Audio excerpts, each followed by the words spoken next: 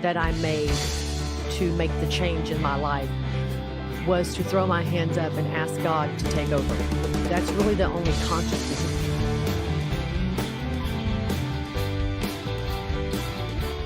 You are listening to A Cup of SonRise, where we know a yawn is a silent scream for coffee. Now your host, Pastor Joe and Stada Inman.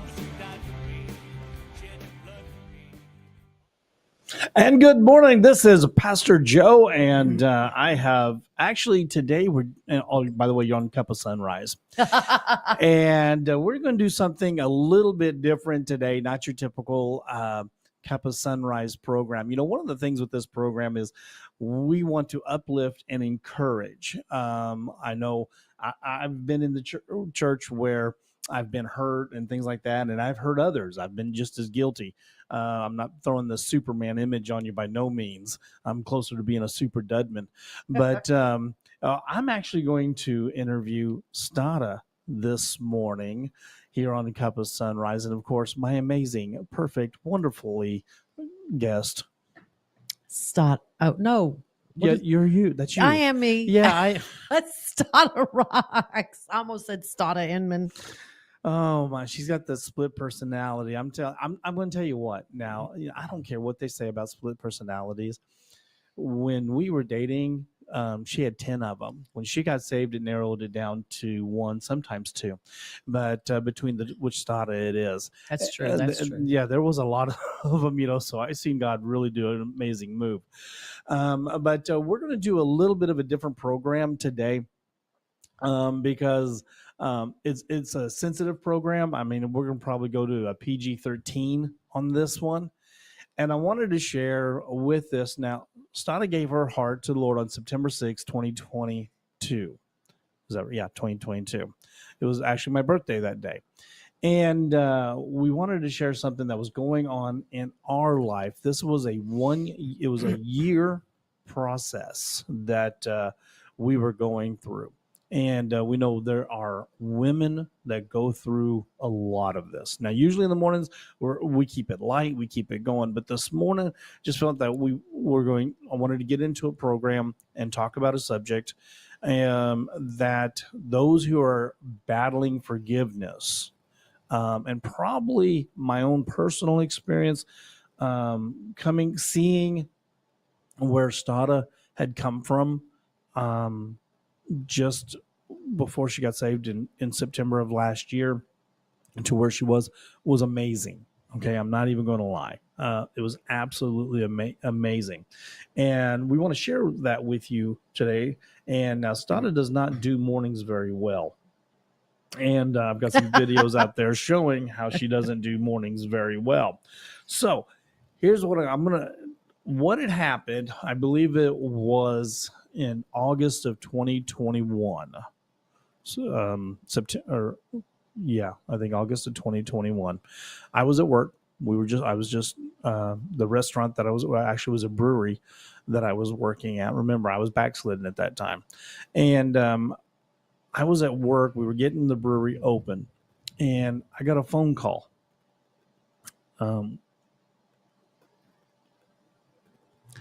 Yeah, we got tissues for her. We got tissues, and Joe needs them. I need them. We're going to put them in the middle here. Put them in the middle. That way we both can get them.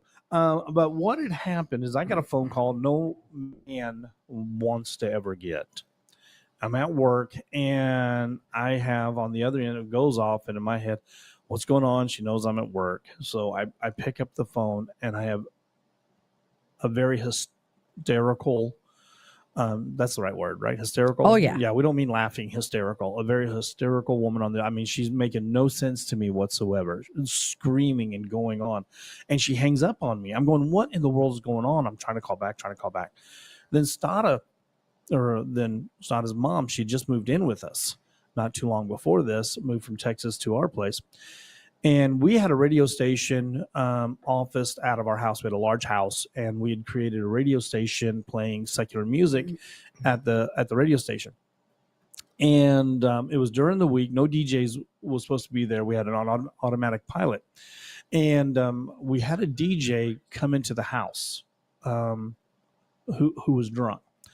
And when Stana's mother called me back, she named the DJ, which we're not going to mention his name. But she said Stana was very upset and said that this person had raped her. Like I said, PG-13. So anyway, Stana got on there and she said the same thing. So then I said, call the police. I'll be right there. Well, as on my side of the story is very short, guys. But me and my friend, we are booking it because the thought process, if we catch this guy, because we knew he left walking, because our thought process was, if we catch this guy walking, we're going to take care of him. Then we'll worry about whatever the police decides. And so we are looking as we're getting into town, knowing that he was walking. As we got into town, we never seen him. We did see where the police cars, they were arresting somebody, but we couldn't see who they were arresting. And we ended up going to my house where what I drew up on as I jumped out the car, the chief of police of that town who knew me, and there was like 3 other cops there. There was an ambulance there. And there was a couple of ladies there for Stana. And so as I jumped out, I guess I had to look like a wild man because I had partied with the chief. He knew me. He knew how laid back I was. And he said, Joe, you cannot come up here unless you're calm. I said, I'm cool. I'm cool. And I went up there.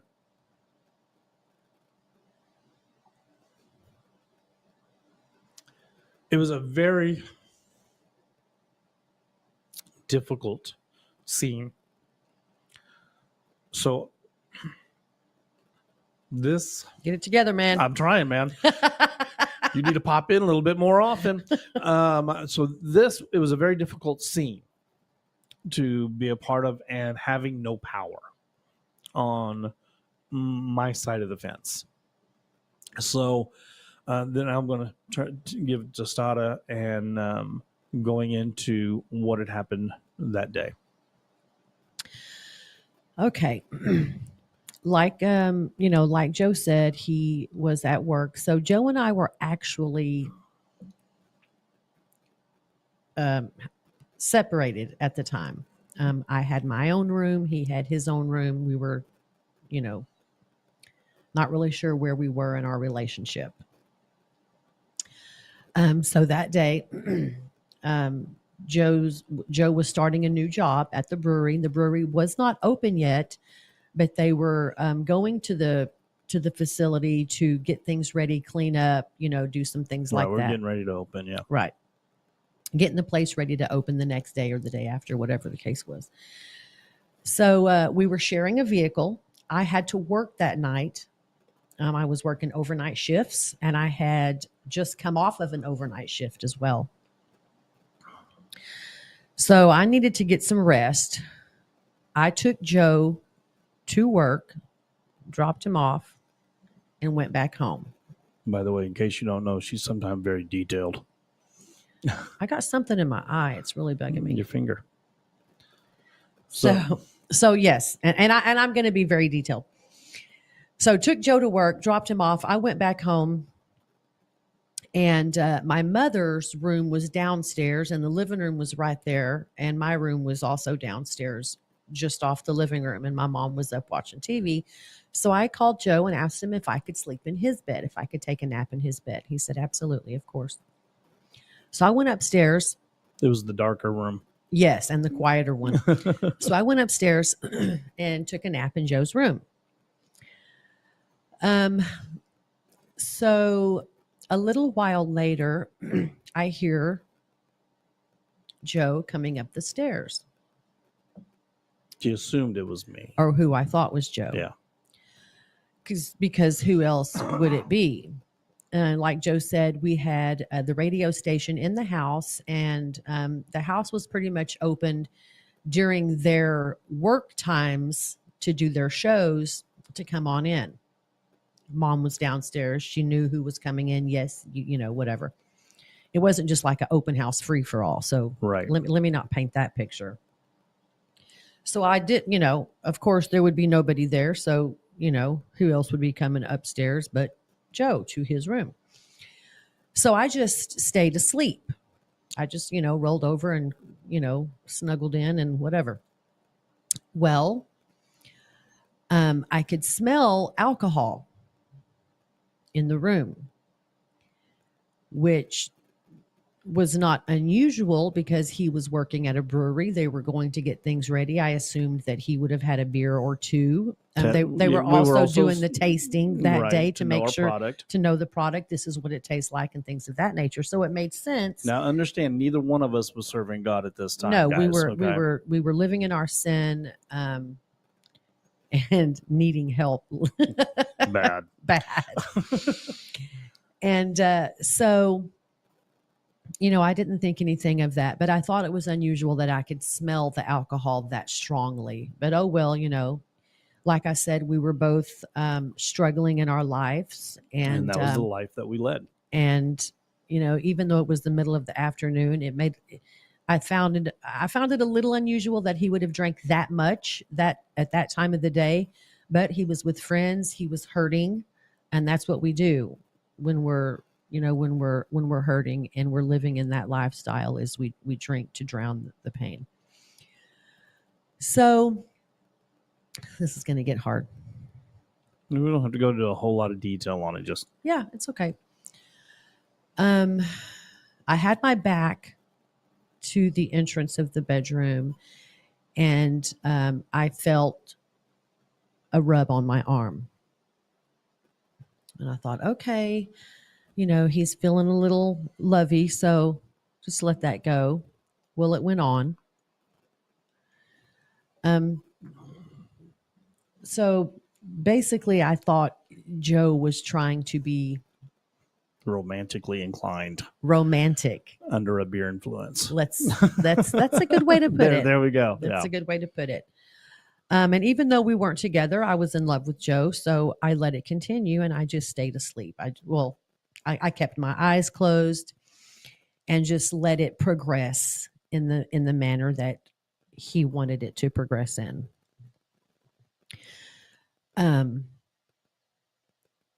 Knowing that something was a little unusual, his actions were a little more aggressive than the actions and touch. The actions of his touch were a little more aggressive than typical for Joe.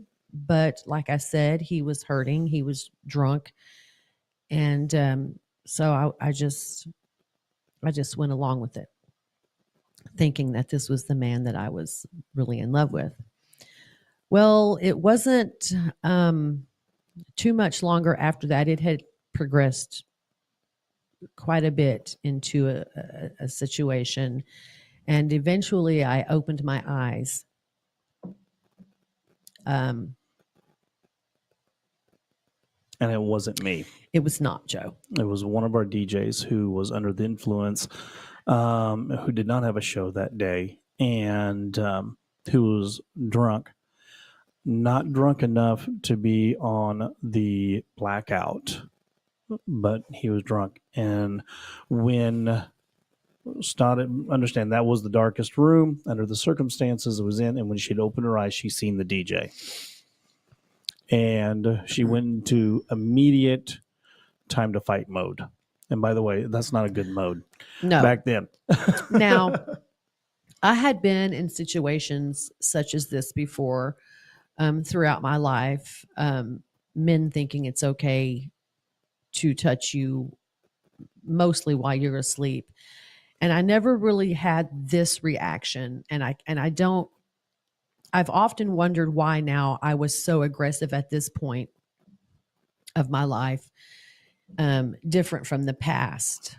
But I jumped up out of the bed and I was hysterical. Ran downstairs, of course, screaming and hollering. probably not making any sense, and left the guy upstairs in the bedroom. I believe I called Joe at that time and was hollering at my mother and trying to get her to understand me. Then I went back upstairs to get this person out of my house. And about that time, he was coming down the stairs, and I followed him out the front door, pushing him and screaming at him. And then he went to go down the stairs because we lived on an elevated house. He went to go down the stairs off the porch. And of course, I kicked him in his back, and he kind of stumbled down the stairs and took off. And I guess I had already made the phone call at that time to Joe. And I think my mother's the one who called 911. Yes, she was the only one calm enough to call 911. Now, we're going to go up to the time when I had come up on the picture, which you've already heard. Now, I'm going to tell you what, ladies, I can't even imagine what you went through except for my experience that time with Stata through that year of what she was going through. And some of the questions that they asked, the testing at the hospital. And I know, and I can assume, I understand why a lot of women will remain silent, because the way society sometimes puts it on the woman, well, it's your fault. And what we learned in the court cases, which we never went to court, but our prosecuting attorney, which was amazing, by the way, was very open. And the reason she was so amazing with Stott is because she had experienced the same thing. And her specialty was rape. And it was a cop who had raped her and a friend on top of it. Mm-hmm. And that was probably one of the hardest things with this person, is because we took him in not only as a DJ, but as a brother. I remember one night we was in a bar. Tell you how close we were. We were in a bar, and he had thought somebody hit me with a pool ball. And he got this wild look in his eyes, and I'm going, what's going on? Because I'm running my mouth. And, but this was his degree of protection. And what our thinking is, he would protect us because he was such a close friend, and we were wrong. I was really confused because, and I remember telling the prosecuting attorney, was there ever any inclination that he was attracted to me, or liked me in that sort of manner? Had he ever made any advances towards me at all whatsoever? And the answer was no, absolutely not. He never came on to me. He never made me feel uncomfortable. I never felt like he really likes me secretly. Girls, we know. I never felt like that at all. And I remember even telling her and feeling that if this would have been, if someone else would have done this and he would have found out, I strongly believe that absolutely. He would have been the one to protect me. He would have been the one searching, hunt. He carried a gun, and it was really like a brother and sister. So at this point, our house is rocked. Okay. Stada's life has been rocked. Okay. This great friend we thought turned into what he turned into, a rapist. So now for the next year, we meet with the prosecuting attorney. And, and what they do is they put the victim on trial. There's certain things, yes, they're not allowed to bring up their past physical life, their love life, whatever the past. They can't bring those things up. But we did find out they would find liars, whomever that may have been, which we whatever, man. Whatever. So now I want to take up to talking back and forth with the attorney, going through the roller coaster ride. Now, again, we're still separated for this entire time. And she and I went to her with the attorney visits, into the pre-hearings and all this stuff. Yeah, Joe was there with me at every visit in the courtroom, every visit in the private chambers with the prosecuting attorney. He was there with me 100%. And then we come up into, we're dealing with this. What were you feeling After all this done, we're going through these things. What were you wanting done to this man? This is prior to September. Okay. Well, I wanted the most harm physically that could be done to him. I wanted his family to suffer. He was a married man with 2 teenage daughters. Yes, married man with 2 teenage daughters. I wanted his family to suffer. I wanted his family to hate him. I wanted to remove any sort of comfort or joy that he may have currently or in the future be able to have. I don't think that I necessarily wanted him to go to jail because that could be a comfort zone. I wanted him to have no home, no job, no car. I wanted his horses to be taken away. I wanted his family to know exactly what he'd done and how terrible of a man he was, and I wanted them to hate him, and I wanted them to suffer if they didn't hate him and punish him. I wanted to spread the word. I wanted to go to the places that I knew he had worked before and tell them exactly who he was and what he had done. I just wanted the worst possible scenario that you could imagine. And this was a year of these feelings. So now let's go up to September 6th.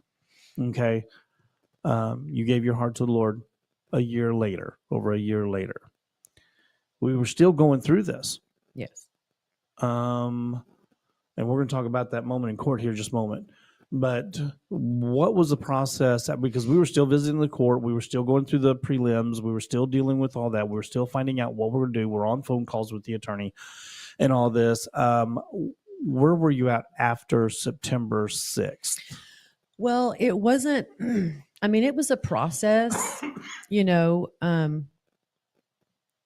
there have been other people in my life who have done horrible things to me on a personal level, who I had began to learn to forgive. I went through a deliverance conference. I actually went to support a friend, but I ended up manifesting and being delivered myself. And the main thing that I needed deliverance from was forgiveness, because I had been harboring hate for a very long time for many people. And so the process to learn to forgive, like I said, it took a while. I was not there with this guy.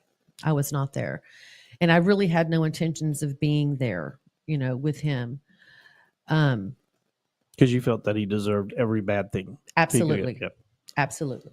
Because I still felt that way. I still felt that, he betrayed my trust. He betrayed my friendship. He betrayed my family ship, if you will, that I had, given him. He came into my home. It was very personal. Mm-hmm. It was a very personal attack. And now, from what we understand during this process, his wife stuck with him. Now, the relationship, because of him, my conversations prior, their marriage was very rough, and that kind of thing. He at one time had great relationships with his daughter, but during this process, there was a separation between him and his daughters, and that's kind of important to remember, because this act separated his relationship from him and his teenage daughters, who was at one time very close with him. Mm-hmm. Okay. So going through this, what was that day? Now, we were still getting phone calls up to 3 days before the offer. They'd given us an offer. Mm-hmm. And about 4 days when they gave us that offer, and the offer was no jail time, because our prosecuting attorney was trying to get the full max, I think was like 21 years or something to that effect. There was no jail time. It was, I think, 5 years probation. He had to go to a drinking or classes, that kind of thing. So now we're 4 days away from that trial. where was your emotions? Where was your feelings at 4 days away? Well, basically, what had happened is I was under the impression that this was going to be a very long process, probably years to get to a completed. Now, understand, we're married at this time. Yes, I gave my heart to the Lord September. We got married October. That's another story in itself. Yes, it is. And during this time, my relationship with the Lord is growing stronger and stronger and stronger each day. Still learning, still figuring out acceptance and forgiveness for myself, and how to forgive others. But I never felt like I was going to be at that point with this person. So the prosecuting attorney had accepted a job somewhere else. So either we were going to have to come to an agreement and end this process with this person, or I was going to have to continue it with a new prosecuting attorney. Now, we were told originally this could take up as high as 5 to 10 years. Okay, we were already at a year at this point. Now we're getting ready to lose the prosecuting attorney, which we knew this was a start over. We don't know what this next person was going to be like. Were they going to be like the bulldog with lipstick, like what we've got? Right. We had no idea. So we were kind of connected. Sada was very connected with that attorney because of both of their experience. So we didn't know if that connection was going to happen, for one. And a lot of changes had happened in Stada's personal life, and we'd had a lot of conversations in her salvation and all that.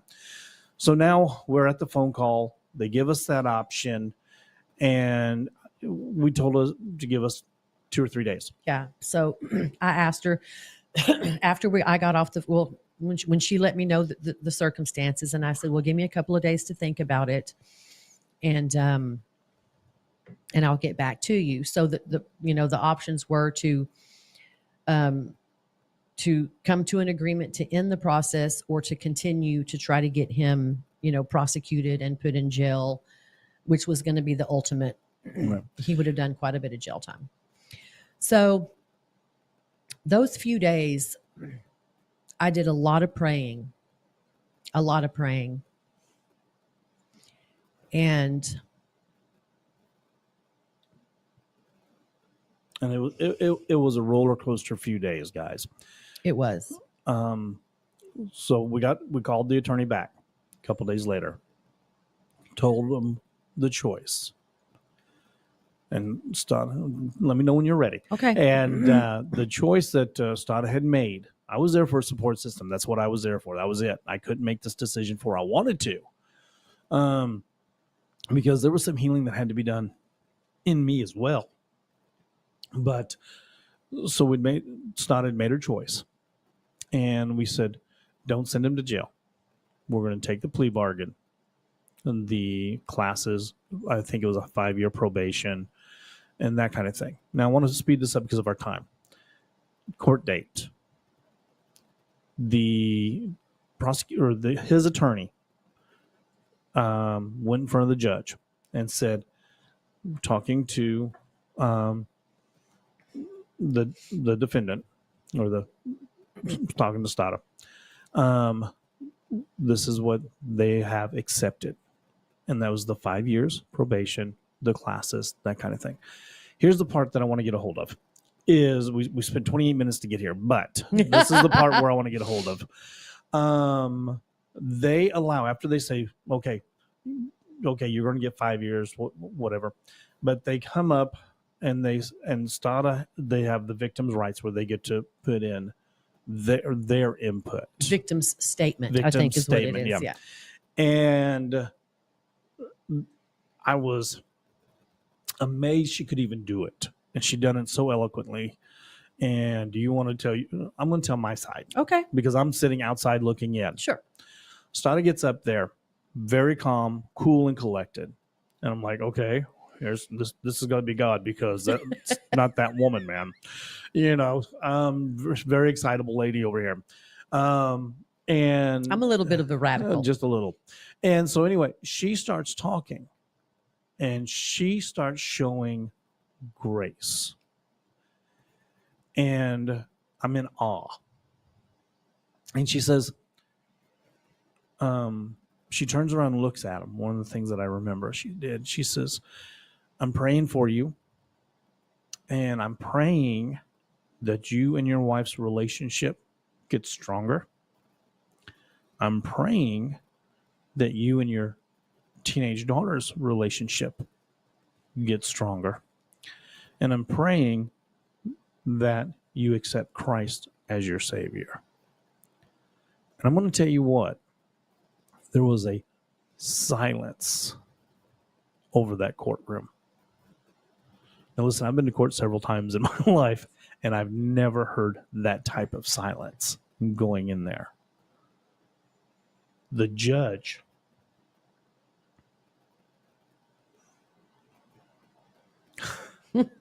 is literally wiping her eyes.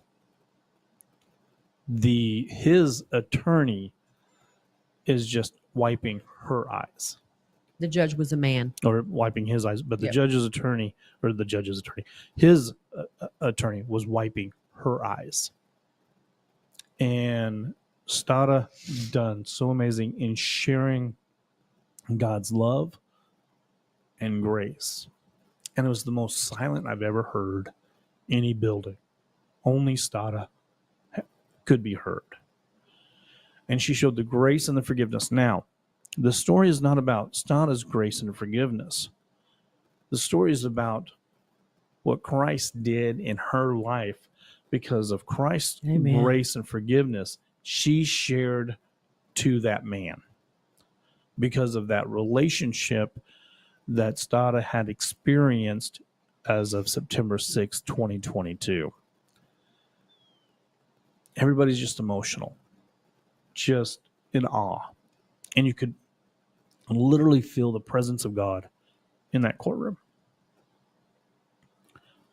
And I'm watching this woman that come from over a year prior, from the hysterical mode and going through all those hurts and those pains and those struggles, to this woman who showed the grace of God. It was a lesson for me. I felt like the ultimate punishment for him would have been not what he needed. Ending him up in jail could have caused him to be a worse type of person than he was before, to harden him, if you will. His life could have been completely ruined. Mm-hmm. If he would have even made it out of jail, because rapists don't do good in prison. They're not the liked guy on the block, if you know what I mean.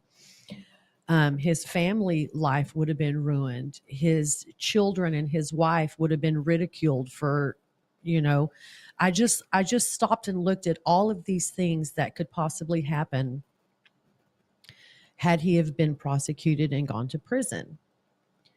Or what would be the better option? Because The relationship change. because my relationship with Christ changed my whole perspective on life. And if Christ can forgive me for the bad things that I've done in my life, how dare me not forgive someone else and give them and hope for them the opportunity to walk with Christ as well. Now, in the meantime, here's what I think it was 2 months later, we were at an event in the town that we live in, and we seen that attorney, his attorney. And Stada stopped at where her table was and had a conversation with her. So I wasn't sure if it was okay because I don't really know the rules and such. There's still a what's it called when you have an order, a protective order between him and I. So I wasn't really sure if I was even allowed to approach the attorney. But I went up and I told her who I was and reminded her of the situation. And she said, "Oh, yes, I remember very well." um, and I just wanted to know how he was doing because it was important to me, and it still is important to me. Asked her how his family was, how his life was going in his everyday life. Um, just things you would want to know, things you would want to know about a friend. And having some type of closure, especially when forgiveness is put on your life and you share God's forgiveness, you want to know that they're doing well because of what God has put in your heart. And I think she was aware, of exactly what I was trying to get at. Now, what was it she said to you about the court after we walked out? She said, after we left the courtroom, that everyone that was left in the courtroom, being the prosecuting attorney, her, and the judge, and the lady who does the court recording, and the officer that was in the courtroom, couple minutes left, were all very emotional. And they just could not believe that actually had just taken place under the circumstances of what the case was now, covering. We're talking a lot of veterans in the court system who had, in her words, they had never experienced anything like that. Now, the reason we bring up this and what we found out is that the relationship with the daughters has improved. They're building that back up. He's not had a drink since the time it happened. He had not had a drink. His relationship with his children is recovering. His relationship with his wife is recovering. But most importantly, I guess the part that I grabbed a hold of the most was that he was back in church. And another thing with this is the forgiveness that God gives us, and the moral behind the story, if you will. The forgiveness that God gives us when he moves on our heart and we accept what he has and we give out what he's given us. And because forgiveness as unforgiveness, as Stada experienced, was eaten her alive, brought a lot of hatred, a lot of battle, not just for this time, but even in lives past. Yes. And that peace that God puts in our life when we forgive is amazing. And when we share it, we affect other people's lives. And since this time has happened, I can tell you that these issues has not, I mean, you correct me if I'm wrong, has not stirred back up with the unforgiveness and the hate and wanting revenge and thinking, did you ever think I should have just let him go to jail? None of that. That's because that's of the grace of God. Sharing, it showed God's grace. Not that Stott is this great superhuman being. It's not me. But I mean, I think she's a superhuman being on most days. But it's the grace that God showed her, and she shared it with somebody that did a drastic thing in her life. And forgiveness. See, here's the thing: whatever you go through, man, lady, whomever you may be, when we can get rid of that hate and that hurt and grasp a hold of that peace and that joy, we're able to become so much greater, and God can use you in amazing ways. And not only that, but have peace in your home and in your own heart, in your own life. Yeah, not only have I experienced forgiveness for things done in the past, I've always been a big worrier about things people might do. I've had a little bit of a borderline personality disorder where I always thought people were talking about me.